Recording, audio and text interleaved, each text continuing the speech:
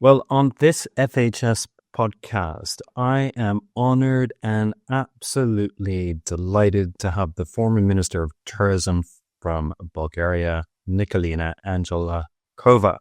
Nikolina, thank you so much for joining us on this podcast. Thank you so much, Jonathan, for the invitation. It's a real honor and pleasure to be with you this morning and discuss the tourism challenges ahead and actually the current state of place in tourism industry. Well, there's so many learnings, isn't there, from yourself, and having a young leader like yourself on this podcast is a true honor. And we're delighted to have you also with us at FHS in Saudi from the 11th to 13th of May. So thank you for joining us there as well. Thank you once again for your invitation. As I said, it's a real honor for me to be part of your great team, I could say, and speakers in the efforts you put for bringing together the industry, the private, the public sector, and to discuss the important topics about tourism, particularly after all the challenges that are in front of that sector, not only the recovery after COVID-19, which I hope everyone is forgetting, but should remember the lessons learned. And all the learnings from it as well. Well, Nikolina, let me just for our listeners, because fascinating CV. I mean, you were former Minister of Tourism from 2014 to 2020, so involved in the difficult year when we had COVID as well, and also some challenges during that period, which I want to ask you about. So former Minister of Tourism in Bulgaria, and also the first Minister of Tourism too, which is really interesting. But in addition to that, you're also a Harvard Business School alumni. You graduated in 2010 from the Leadership Development Program. You've just completed recently the Harvard Kennedy School of Government Executive Program for Global Leadership. You've received your MA in Law at the University of National and World Economy in Sofia. You were elected as a Global Young Leader of WEF in 2014, and you're currently working as an advisor with the Ministry of Investment in the Kingdom of Saudi Arabia. So a fascinating background, Nikolina, and we all have a huge amount to learn from you. But tell us your experience being the Minister of Tourism from Bulgaria, and you went through some challenges there, being the first Minister of Tourism, which is so interesting in itself. But there were some economic difficulties in Bulgaria at the time you were there. What sort of strategies did you put in place to bring tourism back and make it a central part of the economy of Bulgaria? Thank you, Jonathan, for that introduction and for this interesting question. Really, thinking back in 2014, it was the most remarkable year in my life, I could say, because during that year, also my daughter was born in February. So when I became Minister of Tourism, the first Minister of Tourism, she was 7 months old. Before that, I was also a caretaker Minister of Transport and Information Technologies, which was the first woman Minister of Transport in the country. And during that year, also my wedding was. So a remarkable 2014. But going back to tourism, it was really quite a challenge because I had to set up the ministry itself as an administration to face the expectation of the sector, to start implementing policies and strategies to bring Bulgaria into the arena of a tourism country, as Bulgaria is gifted by God with the nature we have. We have seaside, we have mountains. Bulgaria is number 3 in Europe in terms of cultural and historical heritage. It has more than 1,200 natural hot water springs. That is, we are second after Iceland, which is very unknown. So spa and wellness is crucial to be developed. Gastronomy as well, infrastructure for mice, name it, everything. And this was very unknown.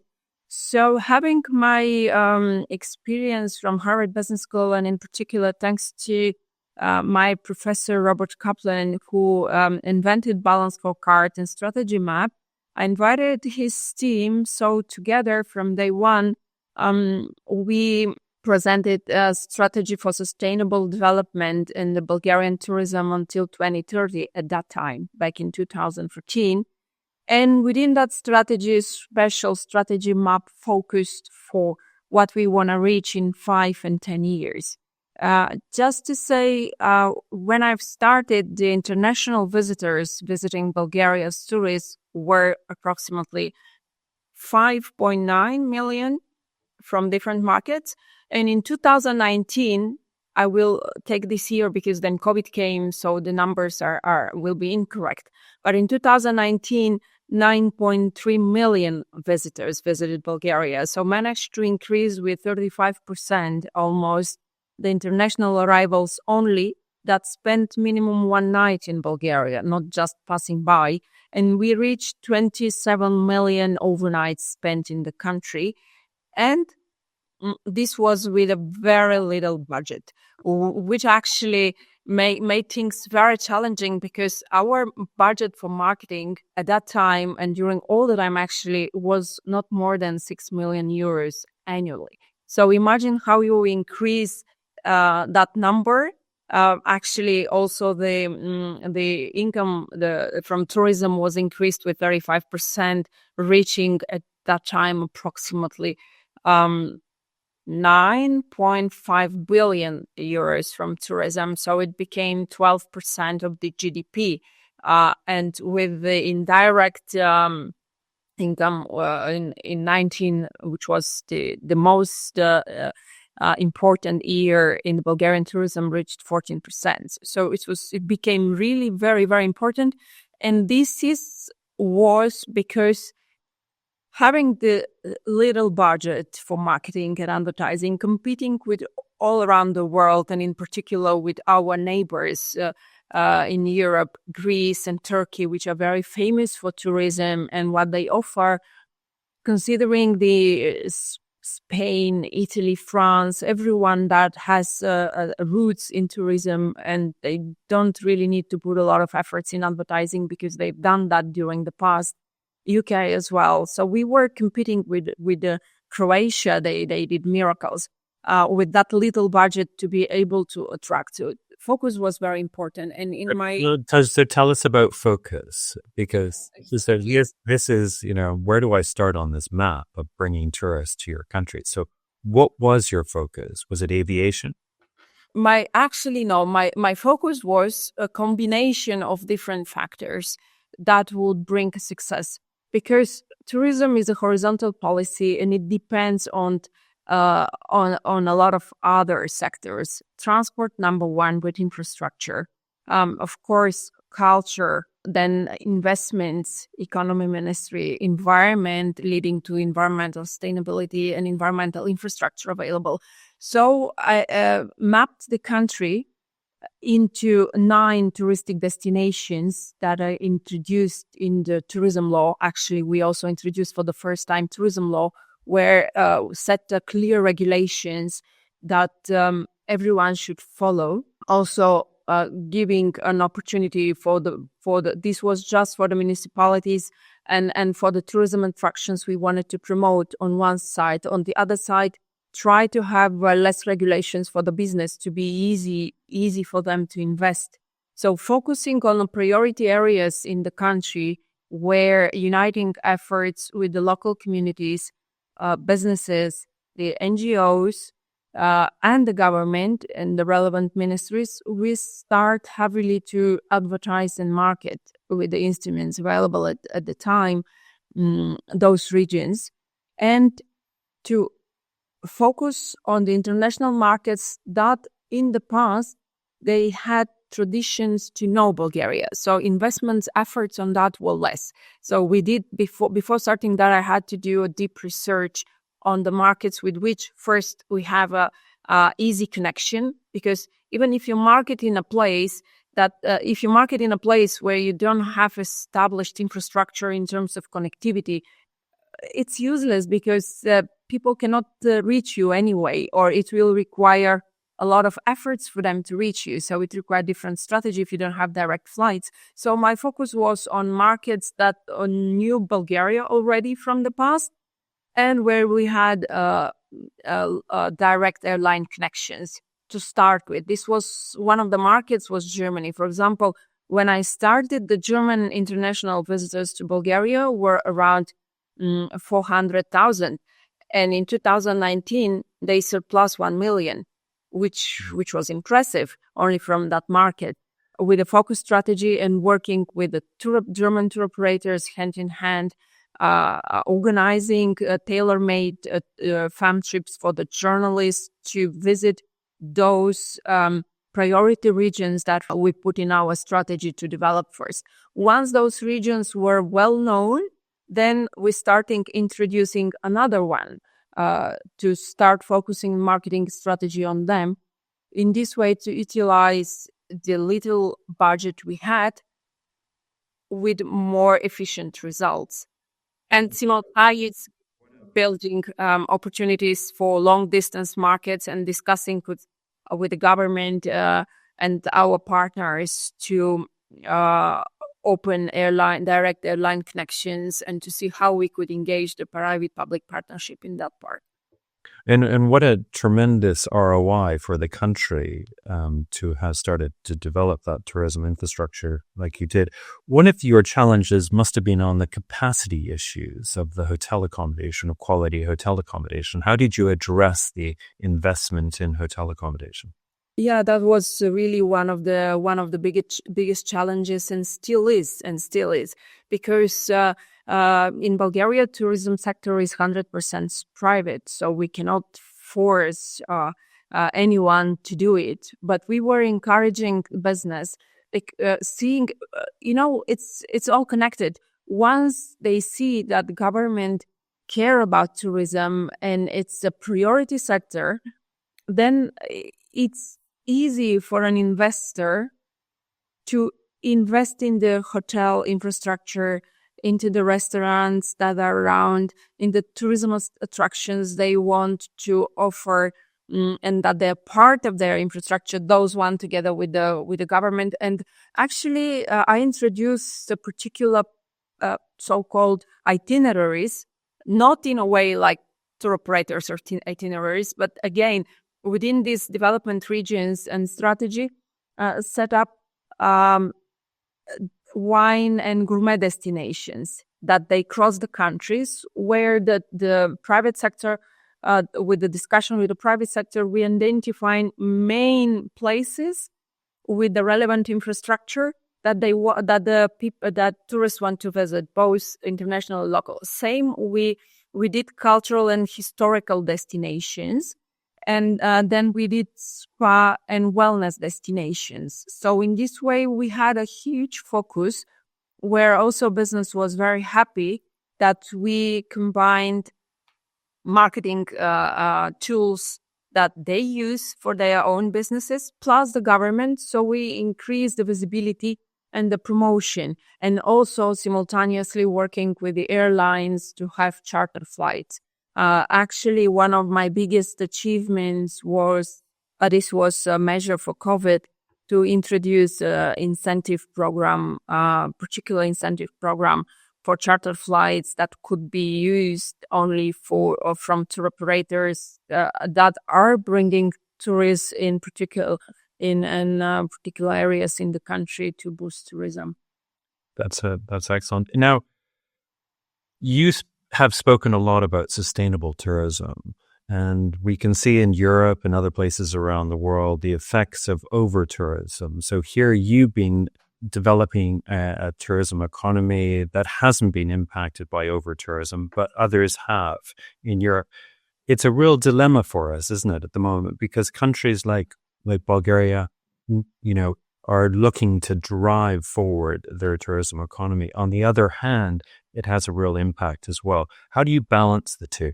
Yeah, very, very interesting and challenging questions and difficult balance, because on one side, some countries, as you rightly said, in particular in Spain, some islands in Greece, some cities in France, in Portugal, Italy, in Venice in particular, they are fighting with over-tourism, and they want to increase taxes to reduce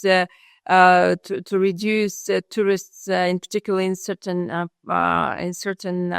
months of the year to visit their countries. On the other side, countries like Bulgaria or other Balkan countries and other less, still unfortunately, less popular compared with those for tourism.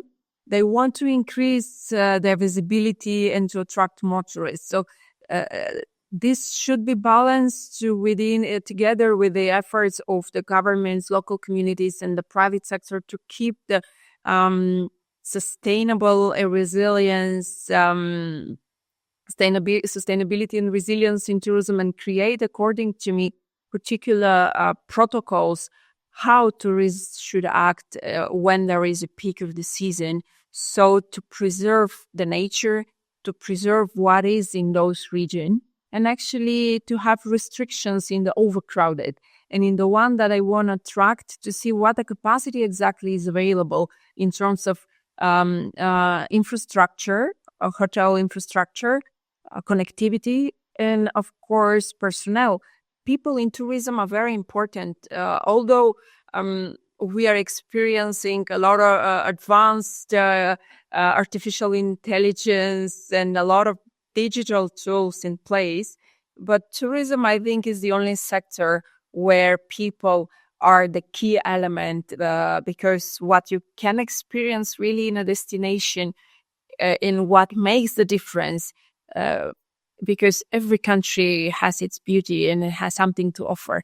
Difference is about hospitality and welcoming of people, and to see the local culture, which nobody can experience through artificial intelligence. That helps in other ways, but in that, no. So to train the personnel and people working in tourism sector is quite a challenge, because increasing numbers of hotels and infrastructure there, simultaneously investors should think who is going to work and what kind of service they should offer, because this all is interrelated for the customized experience of the travelers. Because after COVID, I think customers and travelers became more cautious in terms of choosing the right destination, because it's not like before just to go in, but they make a deeper research, considering now also all the available instruments in internet and social media and track records there, recommendations, name it. There are so many things to be considered from travelers when they make their choice, and hospitality and welcoming people attitude in general, I think, is one of the most important when we need a tailor-made approach to attract more visitors and to have a more sustainable destination. And this is a really nice segue to what you're doing now with the Kingdom of Saudi Arabia as they develop their tourism economy. There must be lots of learnings from your experience that can be applied to Saudi. What are your sort of key strategic points when you're advising the ministry at the moment? I am very honored to be part of the external advisors in the Ministry of Investments, and actually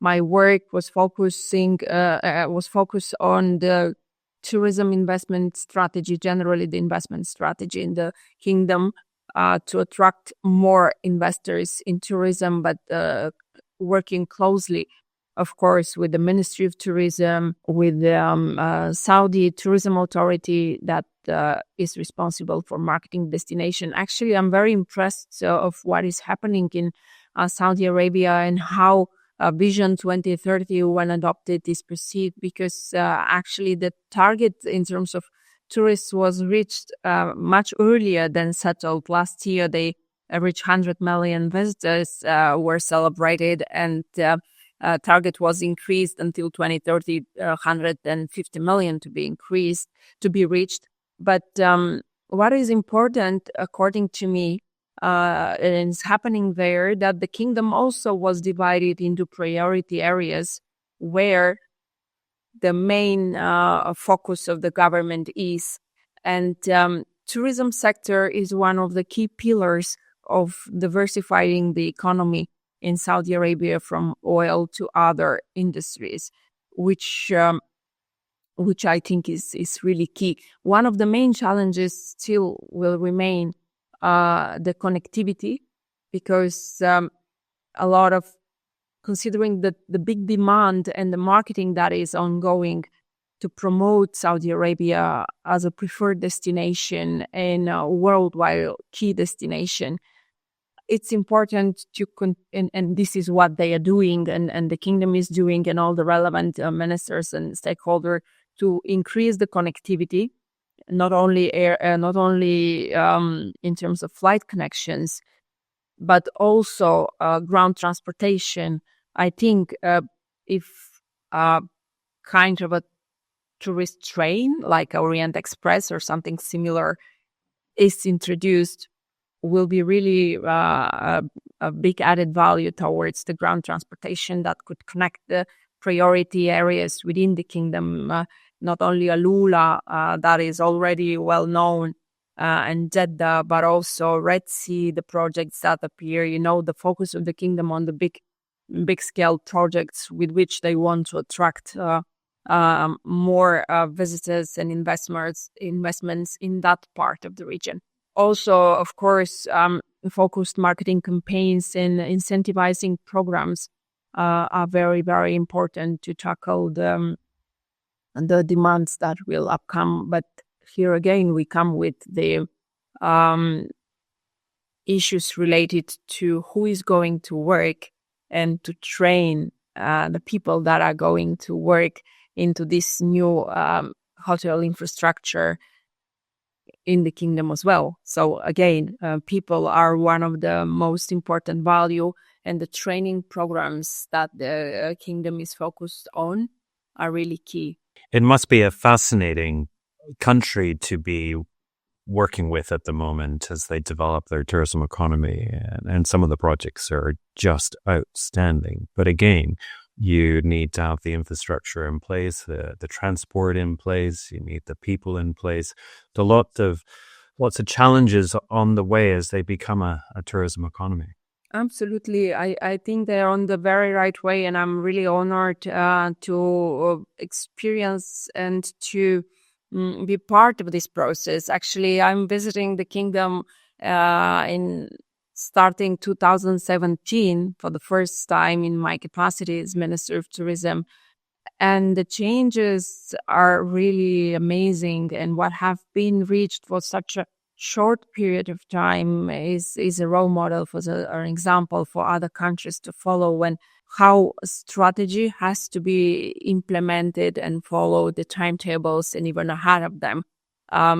It's really booming. It's really booming, and it's on the right way. I think, of course, every such change and 24/7 work, there are challenges in front, but people that are in different teams are knowledgeable from all the parts of the world with different experience, and I think this is the right approach to attract talents with their particular knowledge to help putting in place the strategies there. And the most important, the political will is on the table.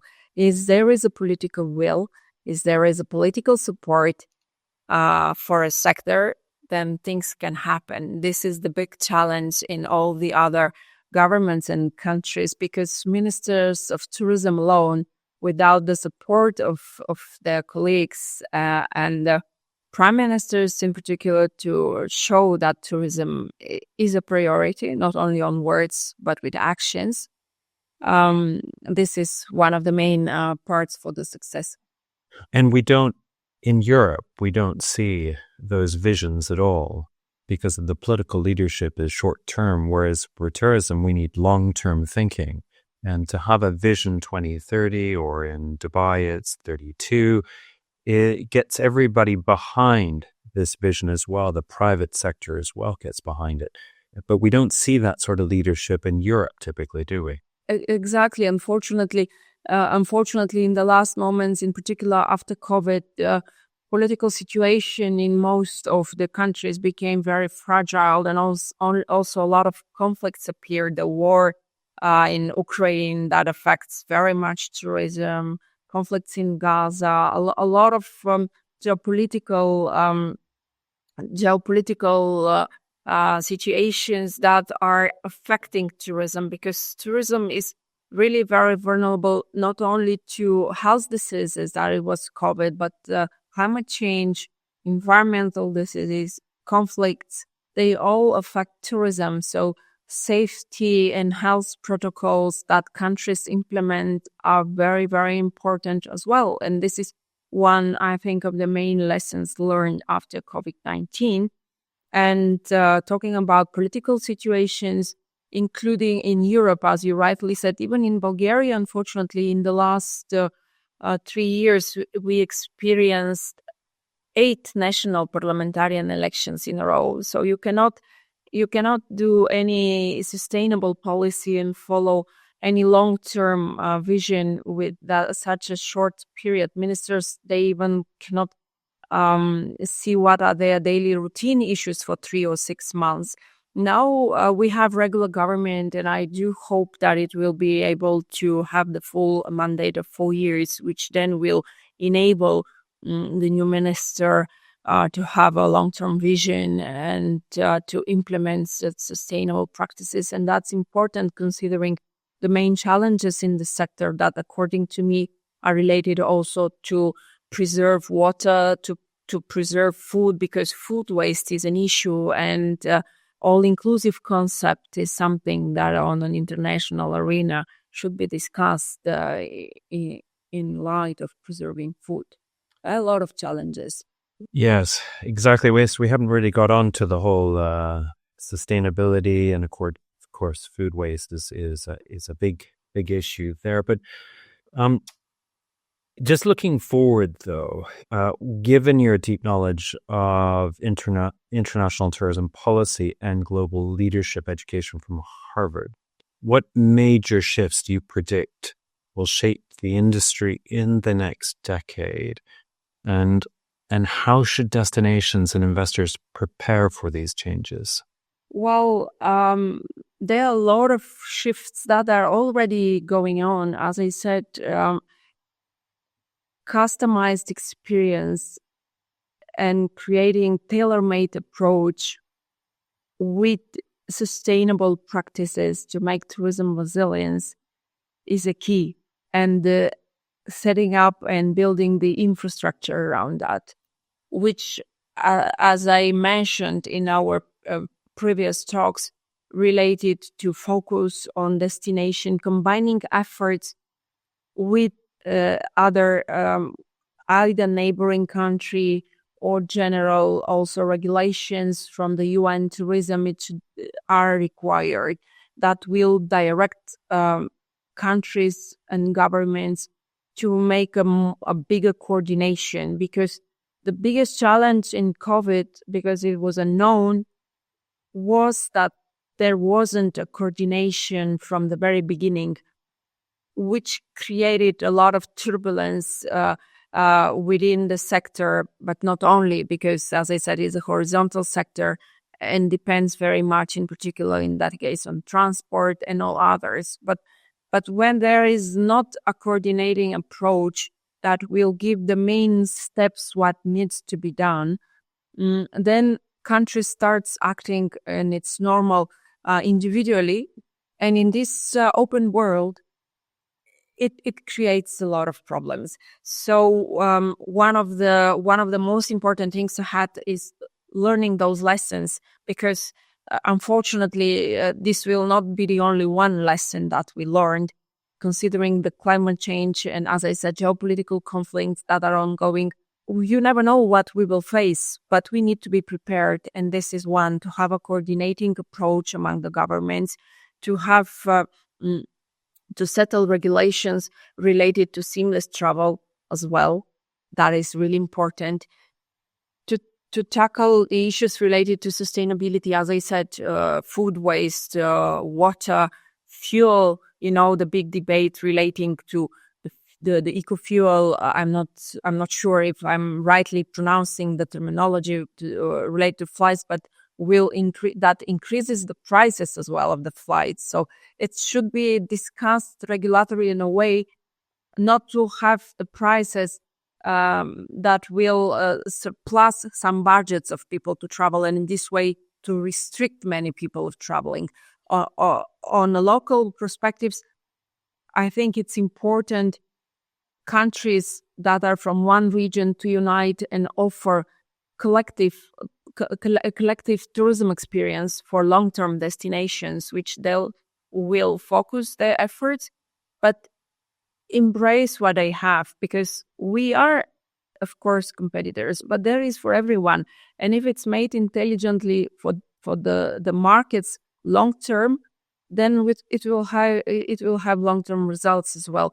A lot of challenges related to that in the upcoming 5 to 10 years are really important to start debating and uniting efforts, considering A1 artificial intelligence, how best it will be used in tourism sector, digitalized the digitalized efforts in marketing, the booking platforms that are one of the main tools to attract tourists towards the destinations, to offer investors less regulations for them to secure their investments, because investors are investing when they have predictability, when they know that regulations are not going to change every year, because then this will increase their investment risk.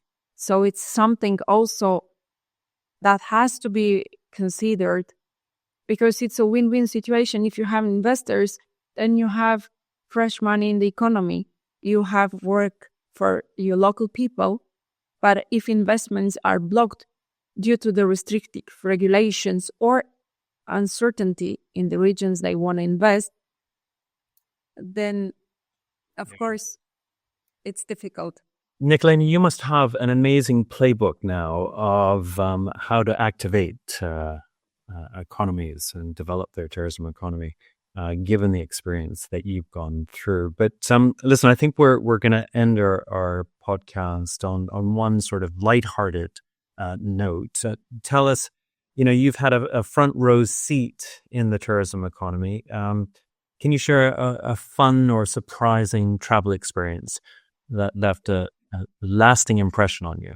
Well, I have a lot, really, and I'm really blessed to be able still visiting a lot of countries all over the world and learn from different experience and culture. But I can say several stories. One in Bulgaria, I am lucky to have a lot of friends from the cinema industry, and actually I was blessed to visit the Oscars several times and managed to convinced Antonio Banderas to play Bulgarian Horo, which was really fun. That was then published in his social media, and it became really a huge advertisement about the country and the cultural heritage that we have here.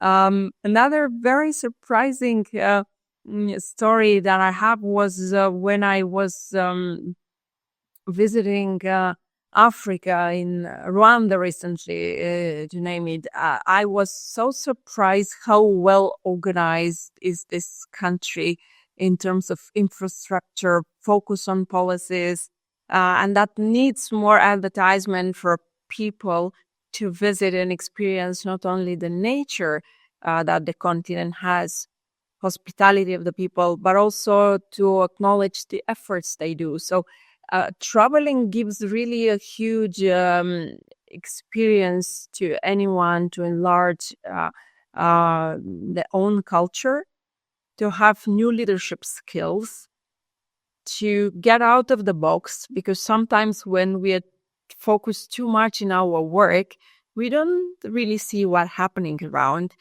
And that blocks us of taking the right decision at the right time, which in this such intense period with this social network, artificial intelligence, dynamic world, it's very, very important to follow closely.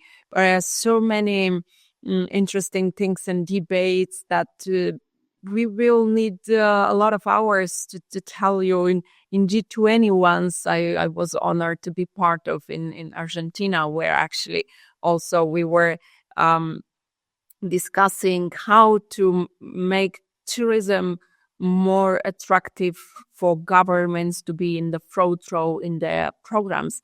And here I would like to congratulate once again Saudi Arabia for doing that, because having tourism in the front row really shows that makes a difference in the economy in every country, because using platforms as yours in the Future Hospitality Summit that we're going to have also in Saudi Arabia, thanks to your efforts, a lot of investors will come, and they are not only visitors, but they see the country. And in this way, having tourism as a platform, also any country opens door for new investments in many other sectors, because investor visiting a place can really see with own eyes how the development is going there and be much more convinced in taking the risk and investing in the country they visit. Nikolina, well, listen, thank you so much for all that. And you're right.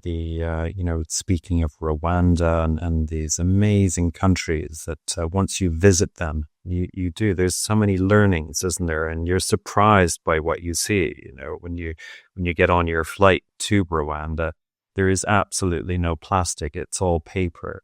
The way they look after their wildlife and protect it and develop it for tourism as well is quite remarkable. And I think the Kingdom of Saudi Arabia and the way it's promoting tourism, it's developing its tourism infrastructure as well, is also a highlight and a focus that people can see from around the world. And it's becoming more competitive, I see as well in the region as people are beginning, or countries are beginning to have more, learnings from what's happening and also having their own vision. So, Nikolina, it's fascinating speaking to you. Thank you for joining us. And thank you so much for being so involved in our event coming up 11th to 13th of May at the Mandarin Al Faisaliya Hotel, the Future Hospitality Summit. It's going to be a fantastic event, and even better because you are with us, Nikolina. So thank you so much for being with us. Thank you so much, Jonathan, for this honor. It's a real pleasure, and I'm looking forward to meet you in Saudi Arabia for the event from 11 to 13 there. I'm sure it will be a great success. Thank you so much. Thank you, Nikolina. Thank you.